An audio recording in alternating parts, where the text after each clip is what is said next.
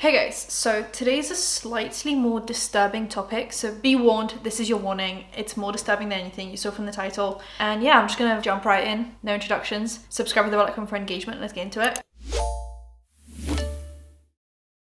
I have been a consumer of true crime content for a while, and that comes from just my interest in crime, not like committing crime, but just interest in crime. I did psychology, I did law. I've been interested, I would continue to be interested even without formal education, and it's just something that I've been more wary of, and I feel like my stance on true crime content has changed quite a bit just as the years have gone on. Even in the last year to 2 years, like every year I figure out something new that I find icky or not icky, and I make adjustments based on that, and I don't really publicize that because I think sometimes it's not about like canceling people, because everyone has different boundaries, and just because my boundaries are different than someone else's doesn't mean that all of a sudden I need to cancel someone or whatever it is, right? But even a few years back, I thought, you know, people that talk about true crime and do something else at the same time, like I don't know, put on makeup or something, I thought that was okay. Then my stance changed, and for example, I stopped consuming that content. I also find things like true crime with mukbangs really insensitive, so I just don't consume that kind of content. But I don't really discuss it because I think it's a very sensitive topic. Everyone wants to feel okay about the decisions that they make, and I feel like it's not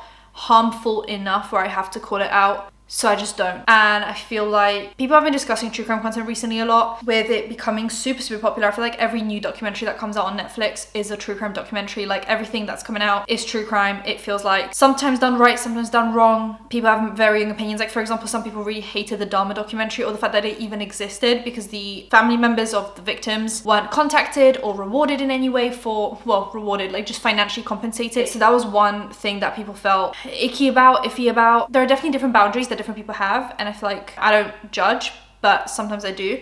And today I'm judging. I usually don't make content about true crime, like I said, but there was going to be one story that I was going to address. I just felt like I didn't really know. It was a few months ago, and I just didn't really know where I stand on things. I was just a bit like, I don't know, but I was gonna cover it, and it was about this creator called Sword and Scale. They're on Twitter, and they had some weird takes. They would do a lot of racial takes and polls, being like, do you cover more black cases or indigenous cases or white, and like, but not phrased like that, phrased really weird, like, would you prefer to hear cases? And it was just sounding like it was just like a quota they were trying to reach and try to like prove a point that people care more about a specific race case rather than a different one, and then would argue people in the comments. It was very weird, and since then there've just been a lot of weird tweets on that page that I'm not even gonna dive into, but a lot of just weird stuff that you kind of are side-eyeing a lot. You can go on their Twitter and see the tweet. It's just a lot of like really weirdly worded, phrased content. And at the time, they put up a tweet that they were going to, on their, like, they have like a subscription model, kind of like Patreon, but just on their website. And for the exclusive content, they would post like some explicit pictures, like crime scenes, and I mean like actually explicit content, and that was behind a paywall. And I just remembered it, so I went back and I couldn't remember the name of the creator, so I just looked up like my name on Twitter and true crime, because I know that I quote tweeted it, and I said, so we're selling crime photos these days. True crime is taking a nosedive with people like this covering it. And it was a quote tweet to Sword and Scale. They had since deleted that tweet, and I don't know if they deleted it ages ago or they deleted it because of the story that's surfacing now. It kind of would make this resurface, so I think they just deleted it, maybe just in case. Someone said to my tweet, their recent tweets are even worse somehow, and I said no morals from some people. They have 43,000 followers, which is obviously quite a bit, and like I said, they have this like join plus thing on their website, and they're also on Rumble, and I feel like that speaks volumes. But today it's about a similar story, but like probably even more disgusting, and it's about this channel called Zaf Girl. She's on 90,000 subscribers right now, and she does a lot of live streams and a lot of just sat down chatting about true crime, which usually wouldn't be an issue, but I feel like there's something about covering true crime and like putting a lot of research into cases. Like I think Kendall Ray is a great example of that, putting a lot of research into just doing one video a week and just like making sure that that is the video that you're like super proud of, versus capitalizing on every single update of a case. Like I feel like, you know, they'll be like, new evidence released, and someone already is posting a video about it just to be at the top of the search box. Like I feel like that's when it becomes really icky to me, but it gets more icky than that. There has recently been a trial of Leticia, and I've been trying to find how to pronounce this surname. I think it's Stoke. I was gonna say Stouch, but that's obviously not how it's pronounced. But it's Leticia and her son Gannon. She actually ended up, well, she's currently being tried for the murder of her son, well, her stepson Gannon. It is absolutely a gruesome case. Like I haven't even been able to really consume content about it, because just content about children is not my favorite. Like that sounds really bad. I don't know how else to phrase this. Like I just feel like there's something about cases to do with children and abuse and neglect of children. That is just horrid. It's horrendous. And obviously all true crime is horrendous, but just something to do with children is awful. And I struggle to consume content like that, so I just typically don't. And I just get what I get from kind of headlines if it becomes a massive case. I'm pretty sure there was some blunt force trauma. She ended up, you know, beating her son, who was, I believe, 11, and shooting him, and then putting him into a suitcase and driving him off and, you know, dumping him somewhere where he was then found, obviously deceased. That is obviously a horrid case, probably one of the most horrendous cases in the last few years. And she's now being tried for it. Obviously, there are autopsy pictures of his body because they have to do an autopsy to figure out what's going on and use it as evidence for the trial. And Zav Girl, who is a true crime channel, has now paid to have those pictures released to her because of this like program that they have to technically release content if you ask for it, and she has asked for it as like a media source, and she paid to have those autopsy pictures of an 11-year-old boy released to her that she then put behind a paywall on Patreon for $3. So you get to, for $3 a month, you get to go on and see a child's brutalized, deceased autopsy picture. Because why? Because like, why would that be something you would need to consume in any capacity? I just don't really understand why you would even want to see that. It's giving slightly like dark web snuff films, like someone that takes pleasure or like entertainment out of watching someone suffer. And you only really hear this kind of stuff as like a myth or like a weird scary story about the dark web. Like, don't go on the dark web, you're gonna see people get murdered. And apparently, you know, it's very difficult to find stuff like that anyway, but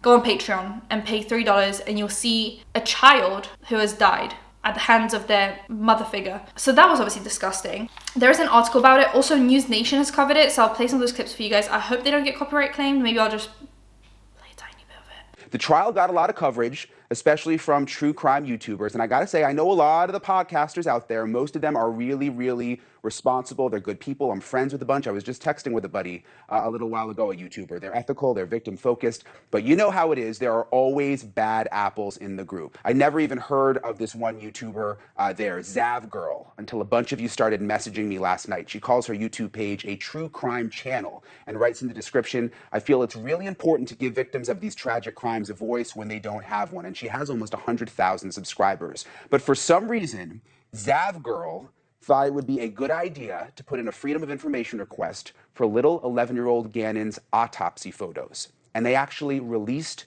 the photos to her. She had to pay.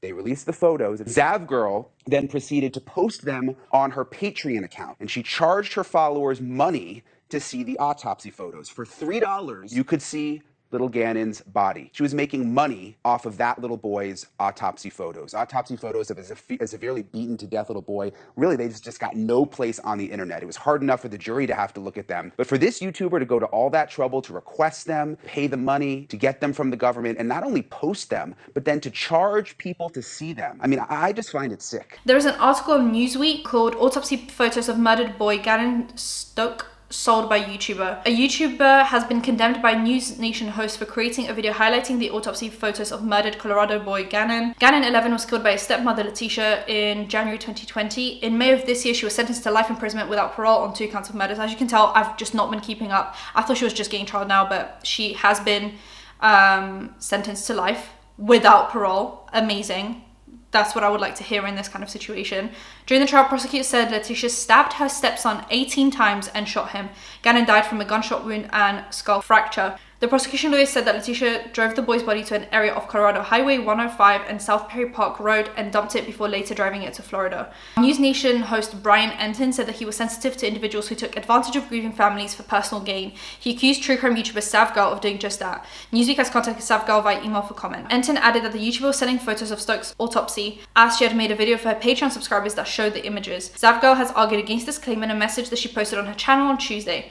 I'll read that for you guys in a minute. She did put out a whole community post thinking that was going to justify anything. On Tuesday, Enton shared clips on his Twitter page of his on-air reaction to the autopsy controversy. He dismissed the YouTuber's statement as well as her decision to share the autopsy photos. News Nation journalist said that he took personal offense and found Zav Girl's actions sick, and they actually released the photos to her. I think that's disgusting they even would. She's just a random YouTuber, I understand. Technically they were allowed to and she's allowed to see them, but I don't know. I think that should somehow change, mainly when it's to do with children. I just feel like that is, you're asking for weirdos to subscribe to your Patreon because they want to legally be able to see something like this and, like I said, not have to go to a dark web. Now, he also spoke to the lead prosecutor on the murder case, Michael Allen, who said that the family of Gannon is aware of the controversy. Allen added that he had advised the family on how to combat this incident, but said that there is nothing they can do to get the images taken off the internet, and that is the worst part of it all, that she's put them obviously behind a paywall. The paywall isn't very strong. It's $3. It's less than a Starbucks. Someone will pay that and then cancel for the next month. Like, they won't continue to pay for a Patreon. Screenshot that and then just post it anywhere they want. You could literally come across that on Twitter tomorrow because some weirdo is going to post it, and you could just unprovoked, unannounced have that on your timeline because she decided to make it such a public thing. It's just completely disrespectful to the family members that have had to live through this horror.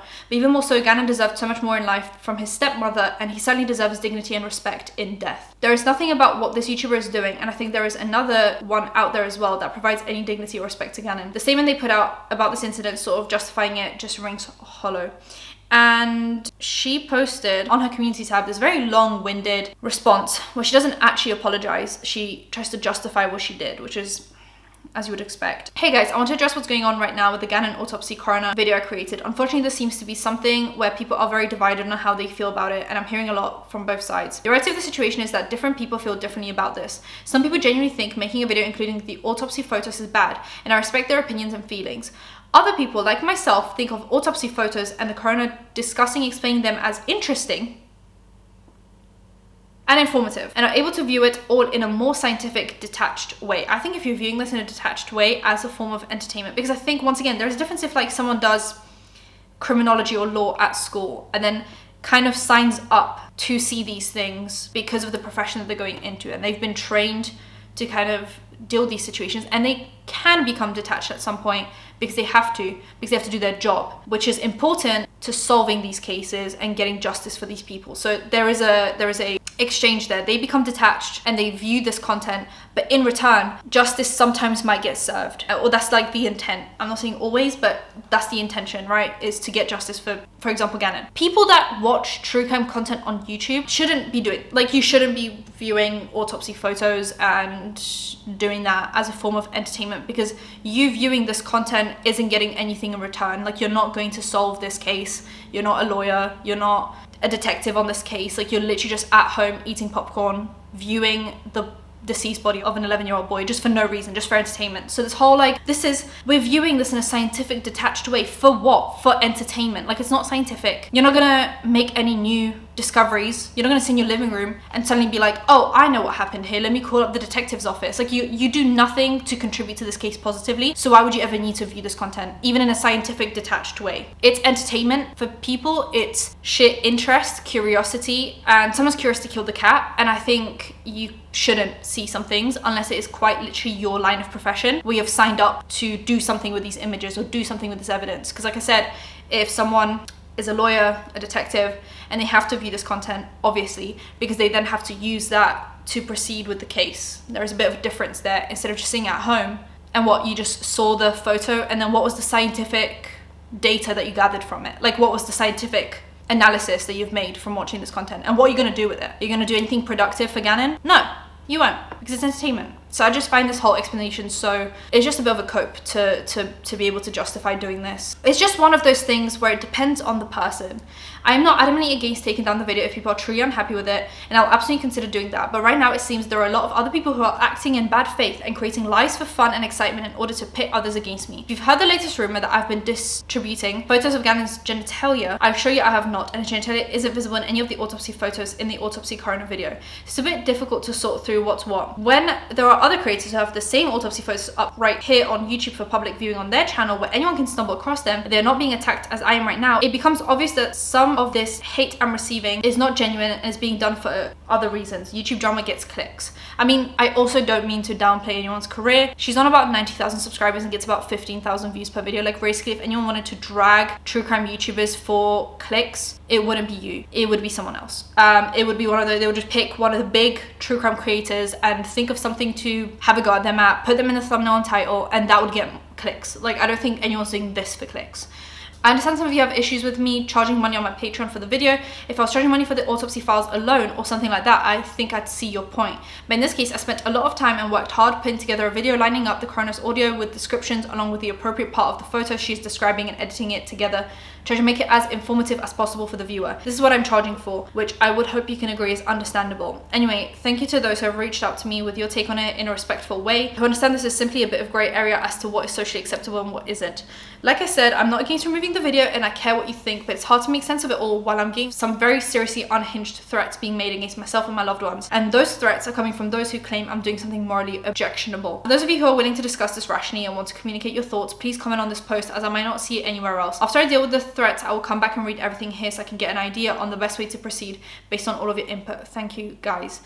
The replies didn't disappoint. A lot of likes on these comments. So someone said that Kobe's wife actually sued because photos of her husband were being sent around, which I do remember that. The easiest way to show Sav how you feel is to unsub to her. Putting these pictures up is the most disturbing and disgusting thing anyone could do. Ask yourself how you would feel if it was your child, brother, grandson, or nephew. Nephew. Why can't I speak today? This was a heinous crime done to a poor innocent child. Ask yourself if you would be okay with someone making money off of your loved one's death. It's morally wrong. And more of that, so I'm extremely happy that at least people are not just, you know, blindly following someone they maybe whose content maybe they enjoyed. And then there's some other, like I just scrolled through a community tab just to see what's on there, and 2 weeks ago she said, hey you all, so I got a bunch of Leticia case files I'm going to be releasing. So there's some new videos and info and also some videos they played in court, but the quality wasn't the best. So I have the originals where it's not a recording of a crooked TV screen, lol. So if you're interested, keep your eyes out for my videos. I'm going to get them out as fast as I can. There's some that might take me longer because, for instance, all the text messages, I like to read them for you, so those will take me some time, but I'm going to try to get them out as soon as I can. And I don't know if it's just me picking up on this, but there's this weird like grabbing onto every single news headline and making a separate video about it or making a separate something about it. And like I said, it doesn't come across as well researched or well intentioned, or like, oh, I'm gonna wait for everything to come out and then do a comprehensive video for you guys. I'm gonna make 1,000 different videos all clickbaiting this story. And that's where I start to have an issue with Trigram Channels. Like, I like the ones where they will wait until the case is done and then just post one video just to say, you know, this is what has happened, this is what we can learn from it, whatever it is, you know, donating money to charity, doing it with the family. But it's where someone sees an ongoing case and just bit by bit just addresses everything in a separate video, and you can tell they're just doing it because they can put a sponsor on it or they can link to their Patreon or something like that. So that's just where I draw the line, I guess. And then 2 months ago she said, hello all you beautiful people, I was wondering if you could all help me out with something. I'm trying to figure out what Leticia's maiden name is. It sounded like she said Hardin in one of those police body cams, but I'm not 100% sure. Doesn't even know. Thank you, love you guys. I don't know, I think this person is awful, so like I don't really care if they get doxxed, but there is just this weird need to dig into cases where, like I said, you are not the person working on this case. You finding out her maiden name is actually not going to help to solve the case. There's just so much where people feel like they're involved, like they're going to help solve the case, like anything they say is good. I don't know, we've just seen, even with the Idaho 4 case, we saw so many people sending in tips that were false or that were slowing down the case or making theories about people, and it ends up leading to either trouble with the case, or it ends up that basically the whole case gets closed off because they don't want the public to get involved anymore because it's caused more harm than good, and then we don't actually end up finding out what's going on. You don't get informed because we lose those privileges because people don't know how to behave. Like, there's just no like house training here. I just don't really understand what is going on. Someone said that Natasha Cooper did it too in one of the tweets, and she's like a smaller YouTuber, and someone actually reached out to Patreon support and told them about this. So someone said, update, confirmed from Patreon, Zaf Girl removed, also true crime with Natasha Cooper. Patreon states the page was removed, but it does say under review for Natasha when you go to her Patreon at the moment. And Patreon support said, thank you for this report, this creator has been removed. And they said, thank you, which one? And Patreon said, both of the ones that you reported. Please send us a DM if you do not want to mention their names here to confirm. So I guess both of them have been removed from Patreon now because both were putting the pictures behind a paywall. And there was actually a comment left on Zav Girl's kind of post, and it said, hey Zaf Girl, would you still think putting up autopsy pics of a child would be cool for science if that child was yours, your friend's child, your little brother or sister? And she said, yes ma'am, I would definitely be okay with it. Everyone is different, so stop thinking your way is the only way. I respect people who are sensitive to that, but if you're asking me, yes I would, okay with that. There is just a disconnect here from what happened. And a anchor/reporter called Nicole Fierro has actually gotten a statement from Gannon's father, and he said, there are those that have found a way to further the evils committed against Gannon, but goodness and love will prevail. For For every hint of evil concocted, a preponderance of kindness outshines the darkness of those that would deepen our pain. It's just really sad, really, that he's like, this has already happened, it's already such a tragedy, and then know that the autopsy pictures of your son are just floating around the internet behind a paywall of $3 must be awful. I can't even, you know?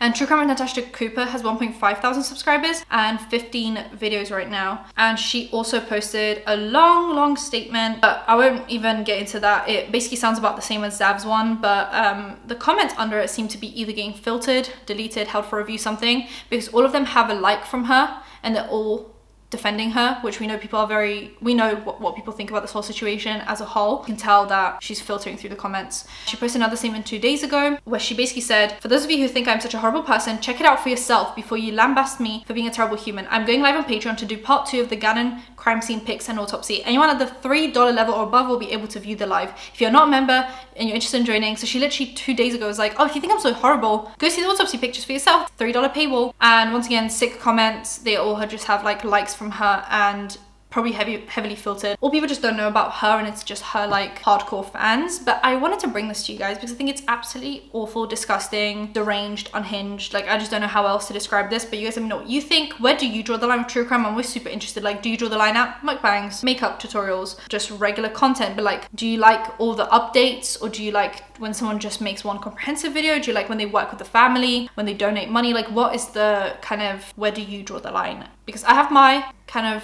boundaries that I typically don't talk about, but I'm always interested in hearing other people's, and it doesn't have to be a massive argument. We can just all, you know, coexist and be civil. This is also no tea, no shade to anyone out there, unless you're Zaf Girl, Sword and Scale, and Natasha Cooper, I guess, for now. And if anyone else gets added to this list, they'll be added to this list. But other than that, I'm not shading anyone in particular. I'm just kind of expressing my boundaries. So subscribe to the bell icon for engagement, and I'll see you in my next one, hopefully for a slightly lighter topic. And yeah, bye guys.